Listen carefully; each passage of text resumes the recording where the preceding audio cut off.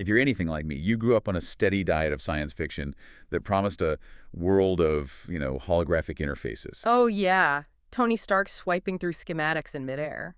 Exactly. Or the Star Trek holodeck, this perfect immersive 3D world. Hmm. But the reality has been kind of a letdown. We're either stuck wearing these bulky, uncomfortable glasses for a 3D movie. Or you've strapped this giant brick to your face for VR, Right. only to get nauseous. Right.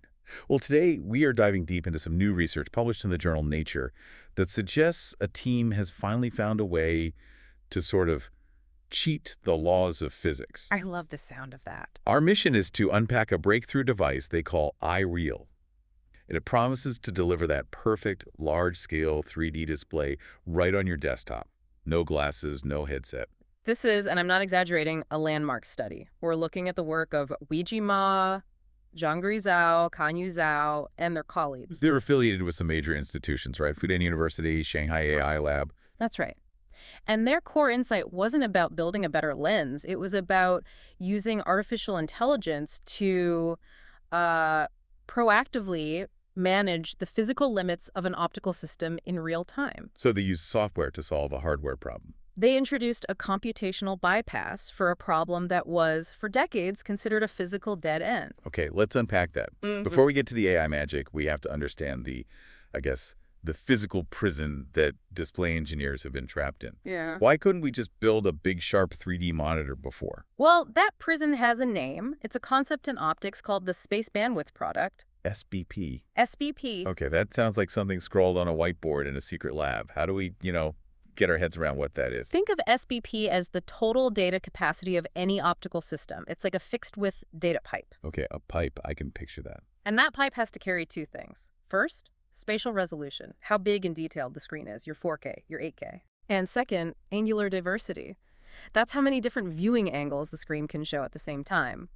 So you and I can both see the 3D effect even if we're not in the exact same spot. So if I use more my pipe for a super sharp 4K image, I have less room left for all those different angles. Precisely. You can't have both. It's a brutal trade-off, and it's baked into the physics.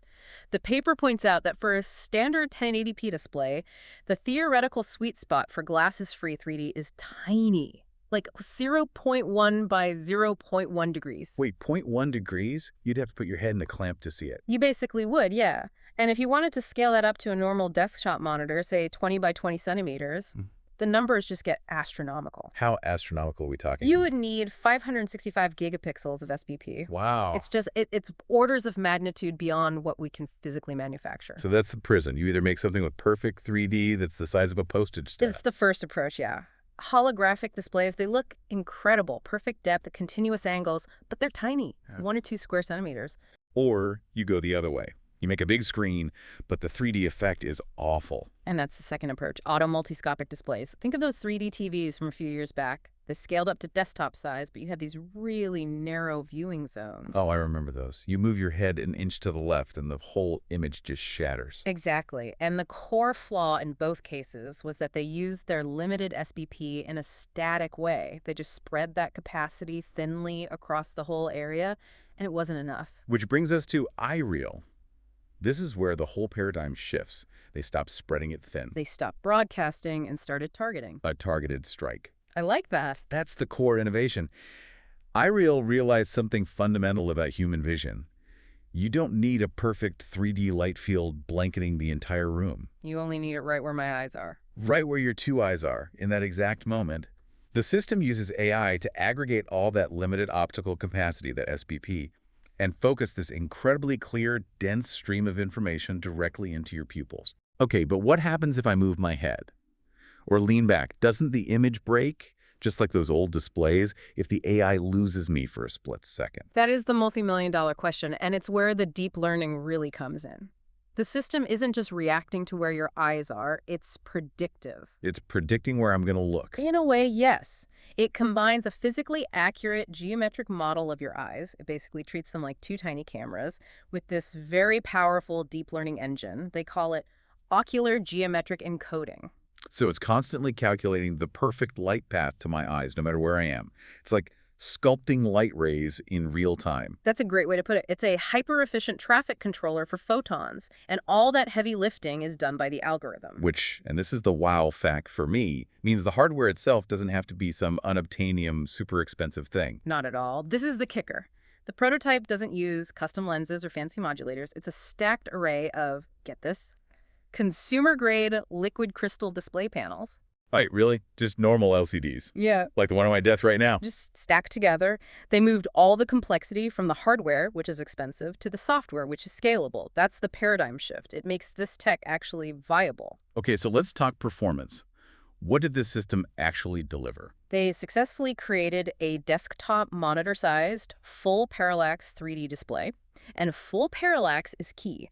That means the depth works when you move up, down, left, right. You can peek around objects. You can peek around objects, and it does this at 1920 by 1080 resolution, running at more than 50 hertz. So it's smooth, no flicker. And the viewing zone. How much can I actually move around? A lot. The seamless viewing range is beyond 100 degrees. 100 degrees. That's huge. You can lean way back in your chair looking at it from the side. And the 3D effect remains stable. It's a level of freedom that until now was just impossible on a screen this size. Okay, this is all incredibly impressive, but let's get to the metric that matters most to the person using it.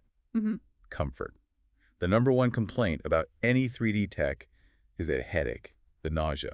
The dreaded vergence accommodation conflict, or VAC. Right, VAC. Explain what that is again. Okay, so when you look at an object in the real world, your eyes do two things at once.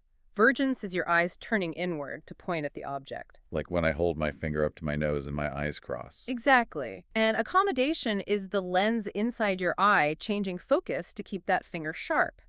In nature, those two actions are perfectly linked.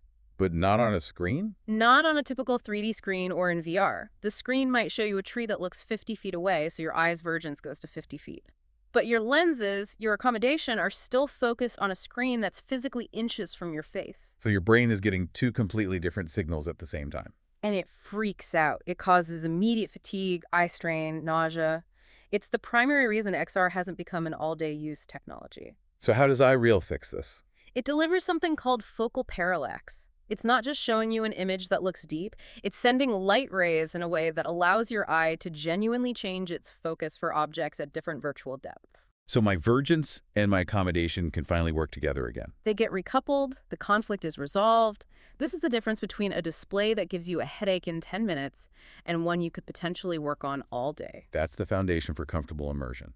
And you can see the applications immediately. Oh, absolutely. Industrial design, 3D modeling. Smart education, medical training. And obviously gaming and entertainment. Imagine playing a game on a monitor like this with no headset. Incredible. Okay, let's try to summarize the biggest takeaways from this deep dive into EyeReal. I think #1 has to be that it's a constraint breaker.